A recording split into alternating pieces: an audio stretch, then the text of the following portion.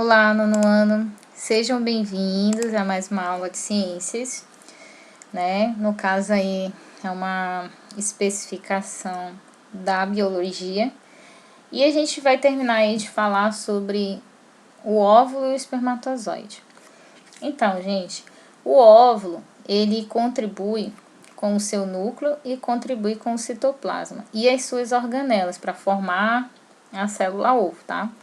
Ah, professora, mostra aí para mim na figura onde é que está essa questão aí do citoplasma, das organelas. Então, gente, como a gente aprendeu lá desde o 7º ano, vocês sabem que uma célula é formada por membrana plasmática, uma célula animal, tá? Humana. É formada por membrana plasmática, citoplasma e núcleo. Então, a membrana plasmática seria mais ou menos essa parte roxinha aqui, tá? Só que, na verdade, aqui mais por dentro um pouquinho. E essa parte aqui em rosa seria o citoplasma. Aqui na figura ele não mostra, mas aqui estão todas as organelas, tá? E no caso aí, nós temos também o núcleozinho, tá? Do óvulo. No caso aqui é do ovócito, né? Então, a gente tem aí o núcleozinho. E o que acontece, pessoal? O óvulo, ele vai, na verdade, doar praticamente tudo. Ele vai doar o seu núcleo, ele vai doar o seu citoplasma e ele vai doar a sua membrana plasmática para dar origem à célula ovo. E no caso do espermatozoide, a única coisa que o espermatozoide vai doar é o seu núcleo. Ah, professora, mas a senhora falou lá no início da aula que o espermatozoide adentra aí no ovócito 2, que vai ser o futuro óvulo. E se ele adentra, quer dizer que ele entra com um flagelo, com a parte do colo, a cabeça inteira. Não, gente. Vai entrar, tá? Até aqui mais ou menos, ó. Essa estrutura vai entrar. Mas daqui pra cá, isso aqui cai. Essa parte aqui de trás do espermatozoide vai ser desconectada. E essa parte aqui é a única que vai ficar dentro do ovócito, ou seja, dentro do óvulo, né? Que é a parte do núcleo do espermatozoide. Por quê? Porque a função do espermatozoide é só deixar mesmo seu material genético que está dentro do núcleo, né? Que são os 23 cromossomos, apenas. Ah, professora, mas se entrar a parte do colo, o óvulo vai destruir. Porque ele só quer realmente as características genéticas, ou seja, somente o DNA. Então, pessoal, é basicamente isso que acontece entre o processo aí de fecundação, né, a partir do ovócito 2 e do espermatozoide. Bom, agora a gente vai aprender aí, pessoal, sobre 2 tipos de fecundação. A gente vai aprender sobre a fecundação externa e a gente vai aprender sobre a fecundação interna. Primeiro, vamos entender o que é fecundação externa. A fecundação externa ela é frequente em invertebrados aquáticos, em muitos peixes e na maioria dos anfíbios. O macho, ele na verdade vai lançar os gametas, o macho e a fêmea, né, vai lançar os gametas na água. E, no caso, esses gametas vão se encontrar na água e vai ocorrer a fecundação. Isso mesmo, tá? O sexo deles é dessa forma. Por exemplo, aqui, ó. Nós temos aqui o ouriço. O ouriço lança aqui os espermatozoides na água. E aqui, no caso, o ouriço, no caso fêmea, vai liberar aqui os óvulos na água. Quando o espermatozoide se encontrar com esses óvulos, vai ocorrer o processo de fecundação. Aí vai formar a célula ovo e depois vai formar aqui, né, o ovo, ok? A mesma coisa acontece com os peixes. Aqui temos a fêmea, tá? Aqui nessa parte de cima. E aqui nós temos o macho. E o que acontece aqui? A fêmea, ela vai liberar essas bolinhas aqui que estão representadas, que são chamadas de ovas. Ou pode ser também chamado de óvulos, tá? E aí, o que que acontece? O macho vai liberar o esperma dele com os espermatozoides em cima aqui desses óvulos. E aí, o que que acontece? Quando ocorre isso, do macho liberar os espermatozoides em cima dos óvulos da fêmea, vai ocorrer a fecundação. Logo depois da fecundação, vai ocorrer a formação do zigoto e a formação dos ovos.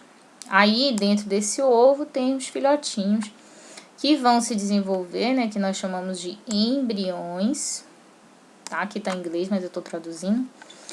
E depois disso, esses embriões vão se tornar indivíduos adultos e viver individualmente até o processo de reprodução. Bom, outro exemplo aqui de reprodução externa é a reprodução dos anfíbios. A maioria dos anfíbios faz reprodução por fecundação externa, tá? Olha só. Aqui nós temos, nessa figura aqui, nós temos dois anfíbios aí que eles estão um em cima do outro, né? A impressão que dá quando a gente olha é que eles estão realmente tendo um processo de cópula por fecundação interna. Realmente, quando a gente olha, a gente pensa que o macho está introduzindo alguma coisa dentro da fêmea. Mas não, pessoal, eles só estão mesmo encostados. E quando eles ficam encostadinhos um no outro, na verdade, eles estão fazendo que nem os peixes. Eles estão liberando os seus gametas na água. O macho libera os espermatozoides, e a fêmea libera os óvulos. Aí, espermatozoide e óvulo se encontram, formam célula ovo-zigoto, e aí ocorre o processo aqui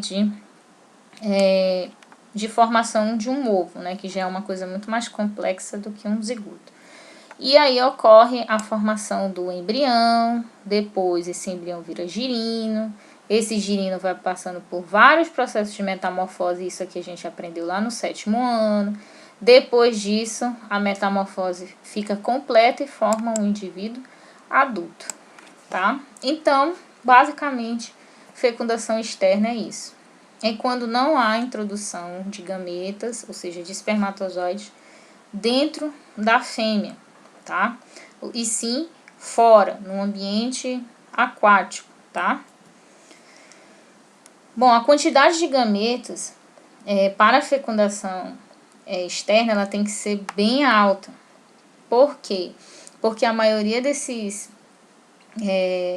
gametas que são fecundados e formam vários ovinhos não conseguem chegar à fase adulta. Exemplo, a fêmea do dourado, que é esse peixinho que está aí na imagem, ela produz cerca de 2 milhões de ovos. E o macho vai ter que produzir 2 milhões de ovos para fecundar, 2 milhões de espermatozoides, desculpa. Vai ter que produzir 2 milhões de espermatozoides para fecundar esses óvulos. Só que o que acontece, pessoal? Quando ocorre esse processo de fecundação, a maioria deles não chega à fase adulta, né? Eles vão morrer. E por isso que tem que se produzir aí muitos gametas, tem que ocorrer muitas fecundações. Porque no caso aí da fêmea do dourado, ela produz 2 milhões, tanto macho quanto fêmea, em gametas, mas somente estime-se aí, né, que 10 filhotes conseguem chegar à fase adulta. Então, por isso que tem que ter um número muito grande, ou seja, um número muito significativo de produção de gametas. Agora nós vamos entender o processo de fecundação interna. Então, a fecundação interna, geralmente, ela ocorre em répteis, mamíferos e diversos invertebrados, como insetos, aranhas e entre outros que a gente aprendeu lá no 7º ano. Mas é frequente também em animais aquáticos, como polvo, lulas e alguns peixes. Então, aqui nós temos aí a imagem de animais se reproduzindo e fazendo aí o processo de fecundação interna. Bom, aqui nós temos um exemplo de fecundação entre os polvos, por exemplo, tá? Aqui nós temos o macho introduzindo o espermatozoide aqui dentro do manto da fêmea. Essa imagem aqui de cima, ela, na verdade, representa essa imagem aqui de baixo, ó. Nós temos aqui a fêmea, nós temos aqui o macho, e o que acontece? Aqui está o testículo do macho. Logo, o testículo, né, produz o que? Espermatozoide.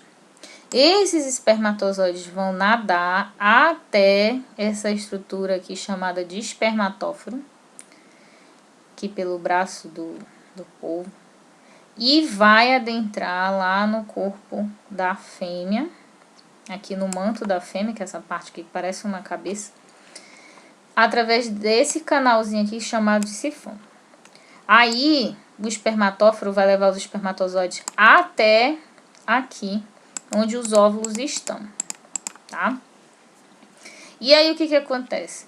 Esses espermatozoides vão fecundar os óvulos que estão aqui, e aí ocorre a formação de zigoto e ovos. E aí, pronto, pessoal, acaba nesse sentido aí. Ou seja, fecundação interna. As aves também realizam aí um processo de fecundação interna, tá? Mas uma coisa é importante, a fecundação interna, ela é uma adaptação à vida terrestre.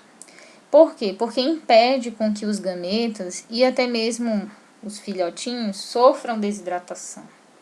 Esse tipo de fecundação reduz o máximo de desperdício de gametas, como ocorre lá nos peixes.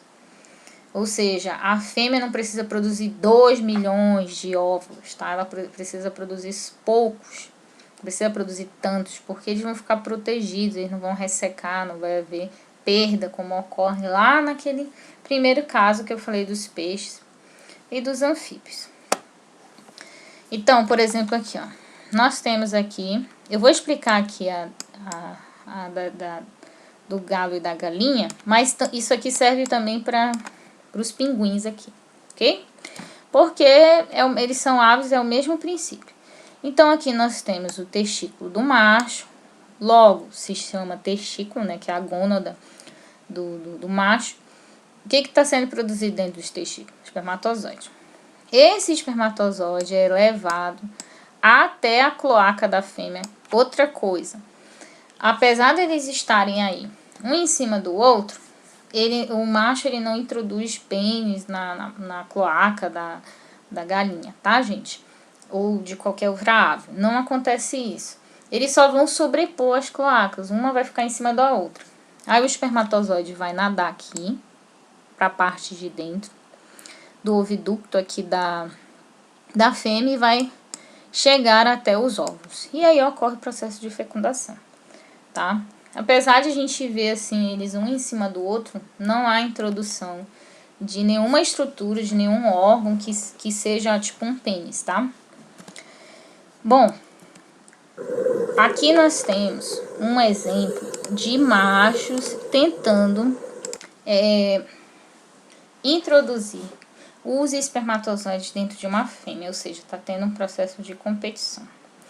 Só que aqui no caso dos tubarões, né, que os tubarões no caso são peixes cartilaginosos, o que acontece, né? Você pode perceber que o macho utilizando uma estrutura que na verdade é como se fosse seu pênis, que é o clasper, tá?